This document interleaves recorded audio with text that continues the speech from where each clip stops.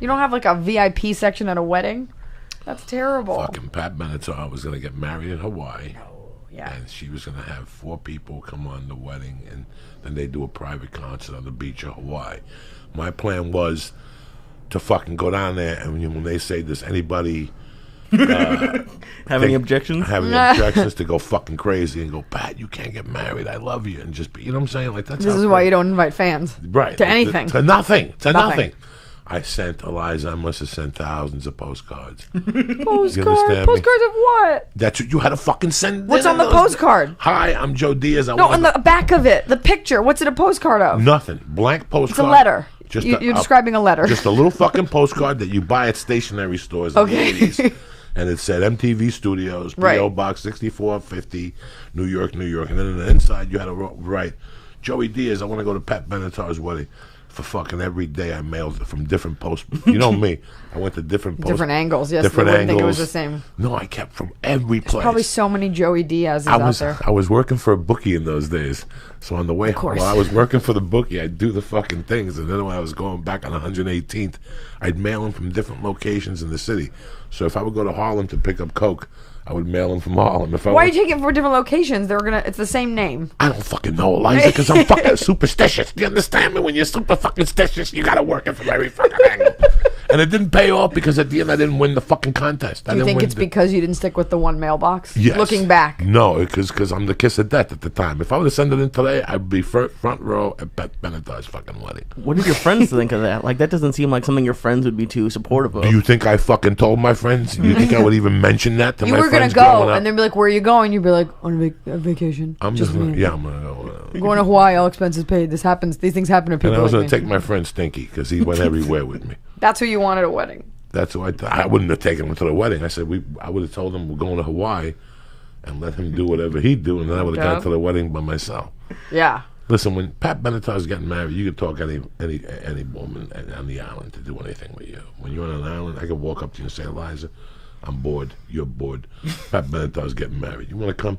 Really, you're like, you know what, man? I'm on vacation. You know what? I'm on my honeymoon, but let's go.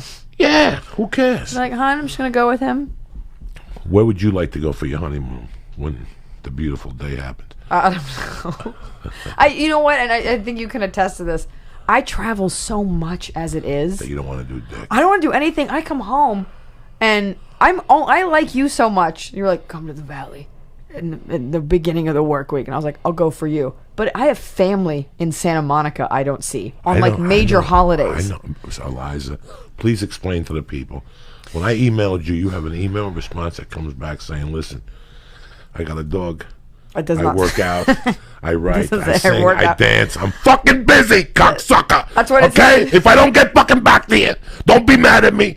This is my assistant's fucking address. Send them a call, and I'll get back to you whenever. I love you. Have a good day. God bless you, Iliza. It's the best way to do it. It's the best way to do it. To have it up all the time, you're an asshole, but I happen to be doing a lot of things right now, and I'm on a very personal basis with everybody that books me on the shows. Like, I'm not a dick. Like, I answer stuff. A lot of comics, like, I never got your email. I answer everything. But I happen to be going through so many things right now. I just don't want anyone to think that I think I'm too cool. And so it's like, better you know that I'm busy and that your email will get answered and someone else will answer it versus just ignoring it. Have you ever worked with a professional writer? Like for somebody what? who's written a television show, like yes. fucking somebody big, like a real person, yes. Like a real person, not yes. somebody. Let's get together. No coffee. No coffee. You ever call these fucking people? They don't answer the phone. Nobody answers the phone. There's a block of their day that they don't answer. They'll call you right back when that block is over. But that's for the writing time. And that's their writing time. For my friend, it's like 6 hours. Some people have that. If what you have is writing and that's your thing, just like I'm not gonna answer the phone when I'm on stage.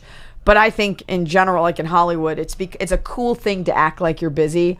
Like a lot of male comics will be like, did you get the text about the show? Oh, I didn't check it. I'm like, really? Well, then where'd the text go, asshole?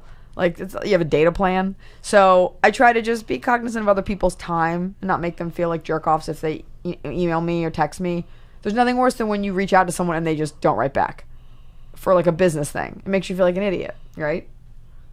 You feel me? It's fucking horrible. It's the whole... My beef is like, I work for Iliza in her movie for a week. That week, I could call fucking Iliza at 3 a.m. Right.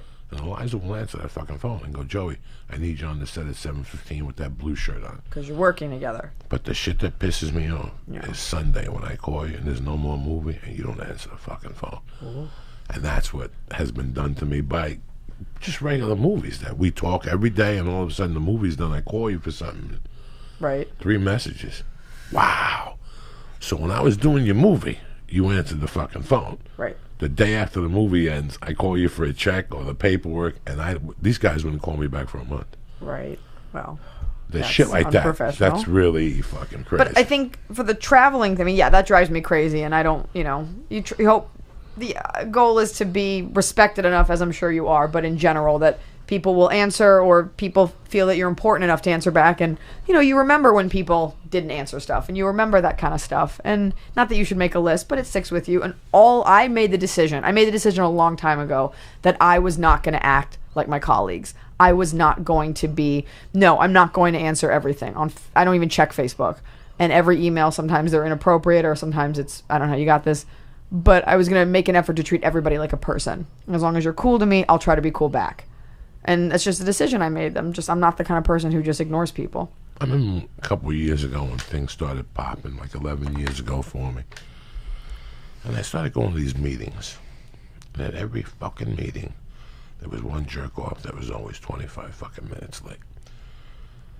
Kind of meeting? And like, just, when writers want to meet with you, and managers, and like other writer, like those meetings, and they choose a restaurant or something. Right. And then your agent has to go, and your fucking manager has to tag along. So everybody's sitting there with puppy dog eyes, and this jerk off walks in 25 minutes late. Hey guys, so sorry. There was so much traffic on Ventura. I've got a kid. Oh my fucking God. Oh my God, the drama. So then somebody came to me, like a really top comic one day. I was telling him my situation. He goes, nah, you're getting it all wrong. He goes, when you're a comedian, man, you always got to be late. Is he black? And I go, no, a white, successful comic. Who is it? And he goes, you have to be late. That's what it means to put the work in. And Iliza, I got to tell you something. I did it one time, and I was like, no. He's wrong. No, please. I grew up different. I grew up completely different. It has You're to there do 15 minutes early. And I'm going to get so much shit for the black thing, whatever. Like, I'm the only person ever said. No. It's but the truth. It really is about the way you were raised. And I've said this on my own podcast.